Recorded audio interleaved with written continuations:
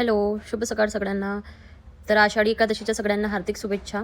तर आज आहे उपवास आणि मी सकाळी लवकर उठली, आंघोळ केली, त्यानंतर इथे नाश्ता बनवत आहे. चकली आणि चिप्स तळून घेतले. आज सगळ्यांना उपवास आहे, तर त्यासाठी नाश्ता बनवत आहे. आणि इथे माझं सकाळची धावपळ सुरू आहे. इथे मॅडमनी आंघोळ केली, तिला तयार करून दिलं, छान तिने पोज दिले. आणि मी कशी दिसत आहे, आज आषाढी एकादशी आहे म्हणून तिला नवीन कपडे घालायचे होते. तर इथे मी सगळे फोटो वगैरे पुसून घेतले देवाचे, मंदिर पूर्ण साफ करून घेतलं आणि पूर्ण देवाचे पूर्ण भांडे मी घासायला इकडे स्वच्छ करायला घेतली.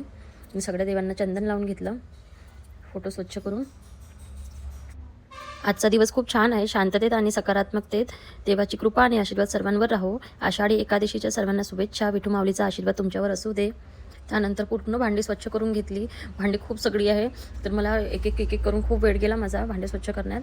त्यानंतर इथे माझी तुळशी मातेला पूजा करत आहे, वंदन करत आहे. त्यानंतर पूजा केली, छान असे सुंदर मंदिरघर सजवलं आणि छान नाश्ता केला.